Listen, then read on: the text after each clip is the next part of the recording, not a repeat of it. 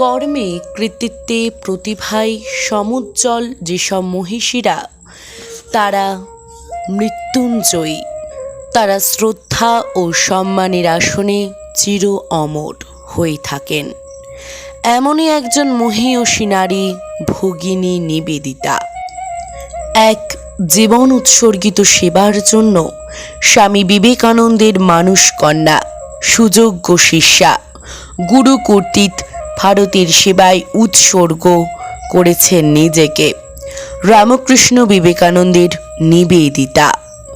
বিদেশিনী হয়েও যিনি ভারতবর্ষকে দ্বিতীয় স্বদেশ বলে গণ্য করেন, এদেশের এই সর্বাঙ্গীন উন্নতিতে আত্মবিনিয়োগ করেন, তিনিই হলেন ভগিনী নিবেদিতা, যার জীবন ও কর্ম ভারতের ইতিহাসে এক উল্লেখযোগ্য অধ্যায়, যা তার অসীম সাহস, আত্মত্যাগ এবং প্রেমের প্রতীক। মার্গারেট এলিজাবেথ নোবেল ছিলেন একজন আইরিশ জন্মগ্রহণকারী সমাজসেবিকা, শিক্ষাবিদ এবং ভারতের স্বাধীনতা আন্দোলনের একজন অন্যতম ব্যক্তিত্ব। তিনি প্রথম পাশ্চাত্য নারী যিনি সন্ন্যাসিনীর ব্রত গ্রহণ করেছিলেন। অক্টোবর 1867, টাইরান, আয়ারল্যান্ডে স্যামুয়েল রিচমন্ড নোবেল ও মেরি ইসাবেল নোবেলের কোল আলো করে জন্মগ্রহণ করেন ছোট্ট নিবেদিতা। পিতা স্যামুয়েল রিচমন্ড নোবেল ছিলেন একজন ধর্মযাজক। মাতা মেরি ইসাবেল নোবেল ছিলেন ধর্মপরায়ণা এবং সরল প্রাণা। তিনি স্যামুয়েল রিচমন্ড নোবেলের নিকট শিক্ষা পান যে মানব সেবাই ঈশ্বরের সেবা। পিতার কথা তার জীবনে গভীর প্রভাব ফেলেছিল। নিবেদিতার শৈশব কাটে ধর্মীয় পরিবেশে। তার মধ্যে ছিল প্রবল ধর্মীয় ভাব। সঙ্গীত ও শিল্পকলায় যোদ্ধা ছিলেন তিনি। মাত্র 10 বছর বয়সে মার্গারেটের বাবা মারা যান। তারপর তার দাদামশাই হ্যামিল্টনের কাছে লালিত পালিত হন তিনি। লন্ডনের চার্চ বোর্ডিং স্কুলে পড়াশুনো করেছিলেন। 1884 খ্রিস্টাব্দে 17 বছর বয়সে শিক্ষা জীবন শেষ করে মার্গারেট শিক্ষাকার পেশা গ্রহণ করেন। এরপর থেকে একে একে রেক্সামে, টেস্টার এবং লন্ডনের উইম্বলডনের তিনি 1895 খ্রিস্টাব্দে উইম্বলডনে নিজে র্যাকসিন স্কুলে উদ্বোধন করেন। তিনি এই স্কুলে নতুন শিক্ষা পদ্ধতি ব্যবহার করেন, বিভিন্ন সেবামূলক কাজে নিযুক্ত হন। 1895 খ্রিস্টাব্দের নভেম্বর মাসে ইংল্যান্ডের এক সভায় স্বামী বিবেকানন্দের সাথে তার পরিচয় হয়। বিবেকানন্দের আদর্শের প্রতি আকৃষ্ট হন তিনি এবং স্বামীজির আহ্বানে ভারতে আসেন। পাশ্চাত্য শিক্ষা দীক্ষা, যশ, কৃতিত্বে প্রতিষ্ঠা আয়ারল্যান্ডনে কন্যা মার্গারেট এলিজাবেথ নোবেল এবং নিবেদিতার ভারতে জন্মান্তর ঘটে। লন্ডন থেকে মোম্বাসা জাহাজে ভগিনী নিবেদিতা কলকাতা বন্দরে পদার্পণ করেন 1898 সালের 28 জানুয়ারি। মাত্র 13 থেকে 14টি বছর এই কালে তার জীবন স্বর্গ অর্থেই এক ঘটনাবহুল ইতিহাসের সমতুল্য হয়ে উঠেছিল এবং সমগ্র বঙ্গদেশ তথা ভারতবর্ষকে তার চিন্তা ও জীবনের ঐশ্বর্য এমন প্রভাবিত করেছিল যে তা আধুনিক ভারত ইতিহাসের এক অত্যন্ত উল্লেখযোগ্য অধ্যায়ে পরিণত হয়ে উঠেছিল। সমকালীন বঙ্গদেশের এমন একজন ও বিশিষ্ট ব্যক্তি ছিলেন না যিনি ভগিনী নিবেদিতার জীবন ও চিন্তার প্রভাব পরিধির বাইরে থাকতে পেরেছেন। তার ব্যক্তিত্বকে কেউ অস্বীকার করতে পারেননি। সকলেই তার ব্যক্তিত্বের প্রতি শ্রদ্ধানত হয়েছেন। রবীন্দ্রনাথ ঠাকুর, জগদীশচন্দ্র বসু, বিপিনচন্দ্র পাল, অবনীন্দ্রনাথ ঠাকুর, রাসবিহারী বসু, অরবিন্দ ঘোষ, বাঘাযতীন প্রত্যেকেই, বাংলার বাইরে গোপাল কৃষ্ণ গোখেল এবং লালা রাজপথ রায়ের মতো জাতীয় নেতারাও তার ব্যক্তিত্বকে কুর্নিশ জানিয়েছিলেন। কলকাতা বন্দরে মার্গারেটকে স্বাগত জানিয়ে স্বামীজি ৪৯ পার্ক স্ট্রিটের একটি হোটেলে তার থাকার ব্যবস্থা করলেন, কারণ বাংলা না শিখলে তার আলাপাদি ও ভবিষ্যতে কাজকর্ম চালাতে অসুবিধে হবে। 1898 সালের 13 ফেব্রুয়ারি মঠ আলমবাজার থেকে বেলুড়ে নীলাম্বর মুখার্জির ভাড়া বাড়িতে উঠে আসেন। কলকাতায় কাজের জন্য স্বামীজি তখন মাঝে মাঝে বাগবাজারে বলরাম মন্দিরে থাকতেন। সেখান থেকে মার্গারেটের সঙ্গে সাক্ষাৎ করে স্বামীজি তার নিঃসঙ্গতা দূর করতেন এবং বাংলা শেখার অগ্রগতির খবরও নিতেন। এমনই এক দিনে 14 ফেব্রুয়ারি স্বামীজির আহ্বানে স্বামী শারদানন্দ পাশ্চাত্য থেকে কলকাতায় ফিরলেন। তার সঙ্গে এলেন স্বামীজির পরম অনুরাগিনী মিসেস সারা অলিবুল এবং মিসেস জোসেফিন ম্যাকাউল্ট। মার্গারেটের সঙ্গে অলিবুলের প্রথম পরিচয় গভীর অন্তরঙ্গতায় পরিণত হয়ে গেল। 17 মার্চ স্বামীজি 10/2 বোসপাড়া লেনে অলিবুল, ম্যাকাউল এবং মার্গারেটকে নিয়ে রামকৃষ্ণ পরমহংসের স্ত্রী সারদা দেবীর সঙ্গে মাতৃদর্শনে উপস্থিত হলেন। মার্গারেটের শ্রীমাকে প্রথম দর্শন। তিনি তার ডায়েরিতে লিখলেন, ডেজ অফ ডেজ, জীবনের সর্বশ্রেষ্ঠ দিন। সেদিন শ্রীমা 3 বিদেশিনীকে সাদরে গ্রহণ করেন এবং একসঙ্গে আহার করেন। মার্গারেট কিছুদিনেই শ্রীমার খুব কাছের হয়ে উঠলেন। নীলাম্বর মুখার্জির বাড়ির মঠে স্বামীজি 25 মার্চ নিবেদিতাকে ব্রহ্মচর্য ব্রতে দীক্ষাদান করলেন। তিনি মার্গারেটের নতুন নাম রাখেন নিবেদিতা। তিনি ঈশ্বরের কাছে চিরদিনের জন্য নিবেদিত হলেন।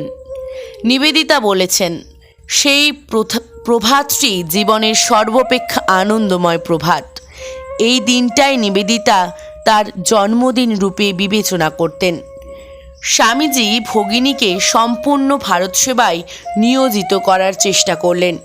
সেই জন্য কিছুদিন স্বামীজি নিবেদিতা প্রমুখকে নিয়ে উত্তর ভারত ও কাশ্মীর ভ্রমণে বের হলেন। বাস্তবিক নিবেদিতার ভারত পরিচয়টি পরিপুষ্ট হল। হিমালয় ও গঙ্গা ভারতের চিরায়ত প্রতীক। তার সঙ্গে জড়িয়ে আছে ভারতের তপস্যা, সাধনা, ঐক্য চেতনা ও জাতীয়তাবাদের মূল ভাবনা। প্রতিদিনের অন্তরঙ্গ কথোপকথনগুলি নানাভাবে স্বামীজি প্রধানত নিবেদিতার সঙ্গে ওই মূল ভারতের পরিচয় ঘটিয়ে চললেন। আদর্শ আচার্য স্বামী বিবেকানন্দ নিবেদিতাকে বলতেন, তোমার সাধনা হইবে, তোমার চিন্তাধারা, তোমার অভ্যাস হিন্দুবাদে রূপায়িত করা। তোমার ইংল্যান্ডের প্রতি অনুরাগের তীব্রতা ইহার স্মৃতি ভুলিয়া ফেলিতে হইবে। স্বাভাবিকভাবে এই পদ্ধতি ছিল নিবেদিতার কাছে কঠোর, কিন্তু স্বামীজির শিক্ষাদানে অবিচালিত থাকতেন এবং ভুল সংশোধন করে সঠিক পথ দেখিয়ে দিতেন। ধীরে ধীরে স্বামীজির ঐকান্তের চেষ্টায় নিবেদিতা ক্রমশ ভারতীয় ভাবগুলির মর্মার্থ গ্রহণ করলেন। ভারতের অন্তরাত্মাকে চিনলেন, জানিলেন, ভালোবাসিলেন। তাহার ভারতের প্রতি এমন ভালোবাসা হয়ে উঠেছিল যে আমাদের শব্দটি তাহার মুখে উচ্চারিত হইত। নিবেদিতা বলেছেন, তার কাছে স্বামীজি ছিলেন মূর্তিমান স্নেহ। স্বামীজির শিক্ষায় মার্গারেট নিবেদিতায় পরিণত হলেন। নারী শিক্ষার উন্নতিতে মার্গারেট ভূমিকা ছিল গুরুত্বপূর্ণ। তিনি নারীদের শিক্ষার জন্য বাগবাজারে একটি বিদ্যালয় গড়ে তোলেন। সেখানে নিজের হাতে শিক্ষা দিতেন। ছোট মেয়ের পাশাপাশি বয়স্কা, সধবা এবং বিধবাদেরও পড়াশুনো করাতেন। এই স্কুল থেকে মাঝে মধ্যে জাদুঘরে বেড়াতে নিয়ে যাওয়া হতো।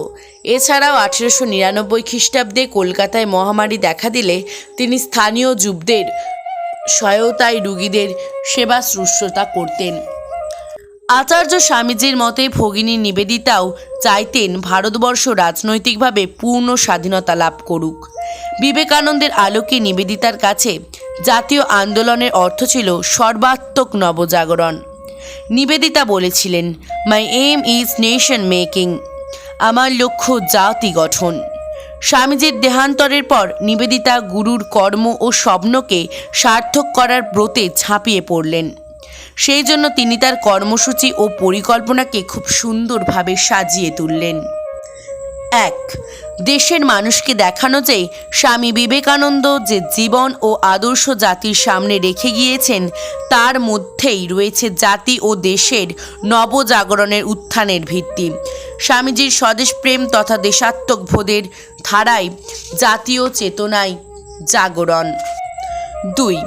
সেই জাগরণ নিয়ে আসার জন্য ব্যাপক ভারত সফর প্রয়োজন, যাতে স্থান পাবে স্বামীজির শিল্পভাবনা, ধর্মভাবনা, স্বদেশ ভাবনা, নারী উন্নয়ন ভাবনা, গণ উন্নয়ন ভাবনা ইত্যাদি। 3. স্বামীজির নামে অথবা তার ভাবাদর্শ অনুযায়ী ভারতের নানা স্থানে বিভিন্ন প্রতিষ্ঠান স্থাপন হবে। 4. ব্রিটিশ সরকারের ভারত বিরোধী চরিত্রের মুখোশ উন্মোচন ও ব্রিটিশ বিরোধী চেতনা সংগঠন। 5. দেশি বিদেশি খ্রিস্টান মিশনারিদের অপ্রচারের প্রতিরোধ করা। 6.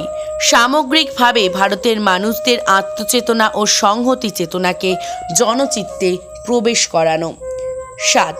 জাতীয় ঐক্য ও জাতীয় ভাবজাগরণের সহায়ক হিসেবে জাতীয় পতাকা, জাতীয় উৎসব, জাতীয় পুরস্কার ও জাতীয় প্রতীকের উদ্ভাবন। 8. স্বামীজির শিল্পভাবনা ও বিজ্ঞান ভাবনার ভিত্তিতে জাতীয়তার প্রেরণার সঞ্চয়। সব মিলিয়ে সব জড়িয়ে তৈরি যে বস্তু তারই নাম সংস্কৃতি, তারই নাম সত্য। নিবেদিতার কাছে জাতীয় আন্দোলনের ভাবনা ছিল সেই সত্যেরই প্রতিরূপ। জাতীয় আন্দোলনের দুই মহান রূপকার গুরু ও শিষ্যা একসঙ্গে, স্বামী বিবেকানন্দ ও ভগিনী নিবেদিতা। 1905 খ্রিস্টাব্দের বঙ্গভঙ্গ বিরোধী আন্দোলনের সময় গোপনে বিপ্লবীদের সাহায্য করতেন নিবেদিতা। এই সময় অরবিন্দ ঘোষ, রবীন্দ্রনাথ ঠাকুর প্রমুখ বিশিষ্ট ভারতীয় ব্যক্তিত্বদের সঙ্গে পরিচয় ঘটে।